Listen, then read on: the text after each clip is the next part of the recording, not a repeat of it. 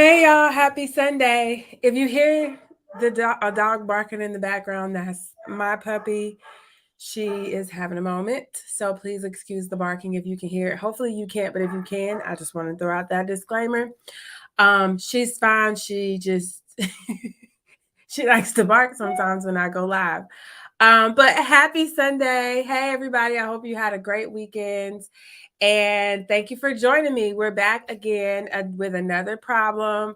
I've been doing this 30 over 30 series where I cover an aspiring CRA problem every day for the month of November. And today we are on day 20. So we have 10 days left. Can you believe it? We have made it to day 20. Now, today I wanted to kind of backtrack a little bit and touch back on day 18, which is Friday.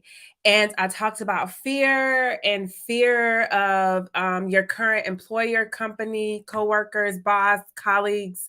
Well, not colleagues, but coworkers, colleagues within your company, and how that is kind of like holding you back when it comes to your job search. So I talked about that. So there's a problem within that problem that I wanted to cover simply because I've had, even within these last couple of days, I've had people reach out and this has kind of been the root of their problem. And then I've encountered it myself. Of course, every problem that I cover, I always remind y'all that I myself struggle with these issues at one point. And then also past and current clients are struggling with this particular problem. So I felt like it was important before we moved on to cover this particular problem. And so, and just to remind you for those, and in case you aren't, you don't know what I'm talking about, just check out day 18. So that would be Friday, 2 days ago. And I talked about how the problem with it was that you're an invisible job seeker due to your fear of being seen by your current company manager, coworker, and how it negatively impacts your CRA job offer, your CRA job search. And that's because you're scared to share your goals publicly and you're scared to market yourself publicly. So I talked about that, right? And I wanted to come back full circle because there's a problem within that problem that absolutely needs to be addressed. And that is checking in with yourself, asking yourself, really sitting with yourself and saying, is this a company that I really even want to work for? Is this a manager that I really want to be my manager? Simply because if you do have this fear, sometimes the fear, y'all, it has nothing to do with your manager or your company. Let's make that clear. Sometimes it's just all internal. And maybe the company, the boss, they don't even care, right? They support you 100%. And it's just, it's us. It's us getting in our own way, feeling insecure, intimidated, scared for whatever reason. Maybe it goes back to some childhood trauma or previous job trauma. Maybe you were at a different employer and they completely did not support you. There's several different reasons, right? But I just wanted to throw that out there, that it could just not be your employer, your boss, your current manager at all. It could not be that. But for the companies where it truly is the company and the manager, and they truly don't support you, and they do truly create this environment, this atmosphere of fear and feeling unsupported and feeling like you have to, play it small and you can't put yourself out there and be your best self because you don't want to get in trouble. That's what I'm focusing on today. And the problem with that, the problem that I see is that we feel like we are not in control of our careers and that our current company or our current boss or manager is in control of our career and our career is in their hands, right? But I want to make it clear in this particular training video, whatever you want to call it today, that you are absolutely in control. So just as a quick reminder from Friday where I talked about the solution is to replace fear with courage and confidence. And Hi, S. Jackson. I feel it's all internal because you stepping into something new and slightly different from your current job. That could be true.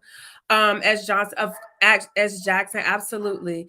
But there are some cases where it's not internal, and there are places, companies, believe it or not, where they're not supportive. And I have been in those environments, and I've been in environments where I currently am now, and it's very supportive. They support every little thing that I do, even coaching and building creating a platform for you guys. So there are great companies out there, don't get me wrong. And I'm talking about large corporations, not just small private companies, but large public corporations. There are environments where they are supportive and you can thrive. But the ones that are not, that's what I want you to really ask yourself about. Do you want to be a part of this company? Do you want to have this particular manager? And if not, what can you change about it? How can you change it? Because it really does boil down to you believing that you are in control. And it will take courage and confidence for most of us that are in this situation. I know for myself, for others that I've worked with, courage and confidence is what you need to take control. And I see a LinkedIn user said, I agree with you. It actually happens. Yes, it does, unfortunately. But once you have that courage and that confidence, it equates freedom, y'all. And then you truly see and you feel that you are in control of your career, not your manager, not your current company. They don't control anything when it comes to you and your career. And I know some people might be saying, yes, Jasmyn, but you don't understand because now you've built up your brand, you've been marketing, you know how to sell yourself. So it's easy for you to say. And I'm saying this not from the Jasmyn now that y'all see, but like back when I was trying to land my first position and I was struggling to land my first position, I'm speaking from that standpoint because there were times, there was a company specifically that I worked for, and it was terrible. It was absolutely terrible. And I'm not afraid to fire my company, fire my boss, fire my manager when it's time. The same way that they don't feel uncomfortable letting you go and terminating you, if they feel like it's time, you have to take that same approach, especially if it's affecting your mental health and your sanity and your relationship and your time with your family. You have to really put these things into consideration. And it really all goes into your brand, which is why I think it was maybe like day 1, 2, or 3 where I talked about what is a part of your brand and of course, there's your mission, characteristics, traits, things like that. But your philosophies and your values, all of these things, all of these things come into play when I say that you are in control and you have to outweigh what's crossing your boundaries, what's in line with your goals. And this is exactly what I mean. So if you're working for someone, a company, if you have a manager, if you're working under someone who doesn't support your goal of transitioning into a CRA or being promoted into a CRA within the company, or even supporting you in acquiring the skills, the experience, because a good manager, y'all, once you let them know your goals, you should be having some type of career development, performance evaluation where you can begin to take part into different responsibilities, different activities, roles within the company so that you can get that exposure so that you can get promoted and transition to the next level. That's what a good manager, a good boss, a good company will do to support your career development. So if you aren't seeing that, then that is a sign that, hey, this is not a supportive environment that I necessarily want to be a part of. So if you feel like you're scared and it truly is that environment, then ask yourself, why am I letting this fear stop me from taking control of my career? Why am I letting them control my decisions? Why am I holding myself back, making myself feel small for a company that clearly doesn't even support my goals and clearly doesn't even support me? We really have to ask ourselves that. And I know as women in particular, this is something that we tend to struggle with even more so than men, just specifically because of how, and from every culture I see, of course, I'm a U.S. citizen, so I can't say, absolutely 100% that every single country is the same. But from what I can see from my friends that are from other countries, women, and then if we keep it real, it's just been throughout history since the beginning of times, women have been somewhat marginalized and kind of boxed in certain roles. So when it comes to these types of challenges, it's an even bigger issue typically for women, unless you were raised in a household in an environment where they, confidence, courage, and these types of situations were, specifically cultivated and encouraged. It's challenging for us. So it's no fault of our own. Don't feel ashamed. Don't feel embarrassed. Don't feel bad. It's all learned behavior. So the same way that you learned to operate in fear, you can switch that up. Check out day 18 to talk about how to change and replace that fear with courage and confidence. You can switch it up and you can go from fear to courageous and confident. And you can create that freedom and take control of your career and land your first CRA job offer. You absolutely can. I've done it. My clients have done it. People that haven't even worked with me have done it. People that have reached out and just shared their story with me. People that have been on my podcast. So it's not that you have to necessarily work with me or work with anybody else for that matter.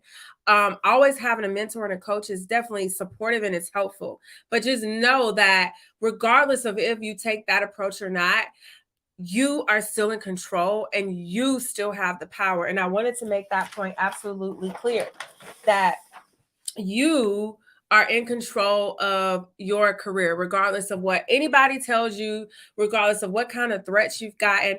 I've been at a company where I was specifically almost every day kind of threatened with, well, you better do this or you can't do that or you'll be terminated, right? And I have just always been that person, that girl that I did not allow companies to make me feel like I was a slave to them, for lack of a better term, because we in the United States anyways, we have I'm not going to get into politics and laws and go into the details of how things could be better. But let's just say we have a certain level, a certain amount of freedom. So if you want to quit your job, you can quit your job, right? Anytime you want to. And there's not a job shortage. Let's be clear, especially in our industry, you can get another job. I want to make that clear. I don't want people to feel like, oh, but how I have all these bills to pay and you don't understand, Jasmyn, because maybe your bills aren't the same as mine, or maybe you don't have as much debt as me. Trust me, if anybody understands, I understand. I have student loans. I have lots of bills to pay. I have an entire family. I have all these things, right? But at the end of the day, I have my boundaries. I have my values. I have my principles. I have my philosophies. And there's an absolute zero tolerance when it comes to those things. And I extend that same offer to you guys to take back that control, because once you do, you create an unbelievable amount of freedom that I cannot express. It's only something that you have to experience and feel for yourself. I can't do it for you. Your mom, your parents, your spouse, no one can do it for you, but only you. So I just wanted to make it clear that you absolutely are in control. You absolutely have the power, regardless of what the situation, the circumstance is right now. Trust me, like I said, I've been there. I've been in very toxic, very depressing, very just awful, flat out awful environments. I have. And even in those environments, you can still get out of them. You can still overcome. You can still progress and grow in your career. And I see Janisha says, are conducting focus groups, qual and quant analysis seen as transferable skills? My background is in public health, and this is the only job I've had, but I'm interested in clinical research. So, Janisha, let's save that for tomorrow. Tomorrow, I have Q&A, Aspiring CRA Q&A on Mondays at 7. So I'll add that to the list. I'll cover that tomorrow. I just want to stay focused on the topic today, which is you are in control of your career. And anybody that is struggling with this, please feel free to DM me, to reach out, to comment on this post, because I truly want you to hear me when I say that you absolutely are. And I get it. Sometimes we can fall into these holes and we can even get depressed. I've been there as well. When I tell you I've been in every situation you can possibly think of, I absolutely have. Trust me. So just know that you are not alone. I've overcome, many people have overcome. And at the end of the day, none of it, all of it is just a moment, right? Everything is just a moment. and it'll all go away eventually. It's just a matter of which direction do you want it to go in. Do you want it to get worse? Do you want it to go better? So if you're in an environment, a toxic environment, where you feel like your growth is being stunted, where you feel like you're not being heard, where you feel like you have to be scared to even just to post on LinkedIn and tell people that you want to be a CRA, where you can't even post it, where you can't even be comfortable to have conversations and network with people about other opportunities, where you can't even put yourself out there and promote yourself, ask yourself. I want you to sit down and journal about it, meditate on it, pray about it. If you're a praying person, pray about it. But you really need to sit down and ask yourself, why am I still here? Because at the end of the day, you're in control, and you don't have to let that fear take control. You can take back control. And if you need to leave, you can leave. And I'm not saying walk out today. Don't even give a 2 weeks notice. Don't have a strategy or a plan. You can have a strategy or a plan, and you can start looking for additional opportunities, and you can wait until you find another one. But what I'm saying is, don't just sit there and don't just take zero action and feel hopeless and feel out of control and get frustrated and then fall into this hole of depression, when you absolutely have control and you absolutely have the power. And so all I want to do is encourage everyone to say, take control of your career. So Karen, should you reveal to your manager what your goals are internally or externally, especially if you know they wouldn't support? So I guess that's a two-part question, Karen. First of all, I want to ask you, how do you know that they wouldn't support? Um, if you haven't discussed it, how do you know that they wouldn't support? Because that too, again, could be an assumption. And then internally, I would definitely mention it internally. Externally, it depends on your goals. If your external goals are in line with the company goals as a whole, I would say yes. But if they aren't, I would say no, because then now you have a conflict of interest. But internally, absolutely yes. And if you feel like you can't say it to your manager internally, that goes back to what I'm saying. It's time to do something different. And I don't know if you guys know, but most companies, big companies anyway, I'm not going to say the small ones, but you can go to HR and you can request a new manager.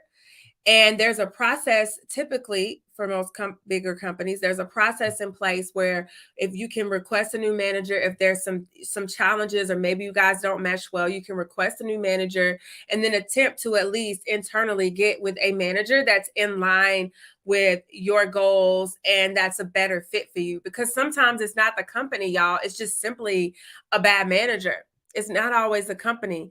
And you can have a great company and just have a bad manager. And companies do the best that they can. Let's be clear. They do the best that they can to hire the best people that they can. But sometimes you're just always going to get, that bad apple, for lack of a better term, within any organization, regardless of how much they vet employees. So it's not always the company either. So if it's, just literally that manager, take it to HR and see what options you have internally, because you might be able to salvage that situation. But that's what I want to say to you, Karen. And any other questions that you have, feel free to also drop them in the invite for tomorrow's Q&A. I can answer them there too. And I just want to again reiterate that we all are the only ones that is in control of our careers. So if you're struggling alone to find your first CRA job and you really want support, you really want help, or you just want to take it to the next level or you're just getting started and you don't want to do it alone, you want to have a clear, clean path with somebody that's done it already, then I have a 6-month coaching program where I help clinical research professional women confidently land their first CRA job offer, struggling frustration-free, with no monitoring experience or CRA certification, through teaching you how to brand, market, and sell yourself. Now, the program includes an initial onboarding call to immediately, right out the gate, assess and revamp your resume, cover letter, and LinkedIn profile so you can hit the ground running. And then it also includes 6 months of high-level one-on-one private coaching sessions directly with me. You also get immediate on-demand access to my curriculum filled with the frameworks, templates, checklists, everything that you need essentially to land your first CRA job offer. You also get direct messaging support from me so that we can communicate outside of our weekly coaching calls. You'll get a bonus mock interview with a recruiter, bonus courses on negotiating a high paying offer, and fast tracking your career once you land your first CRA job offer, plus a bonus CRA career plan, and so much more.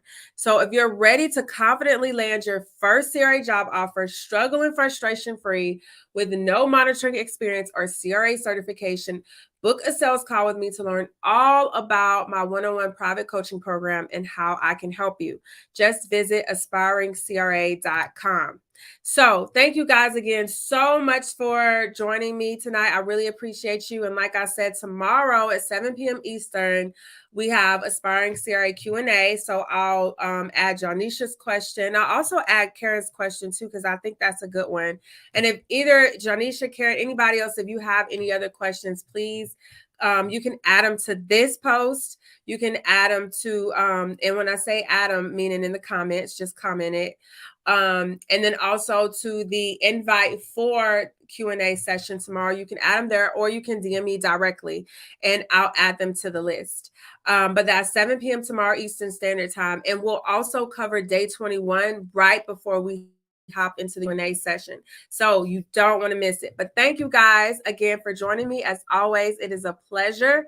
And I hope you guys have a great night.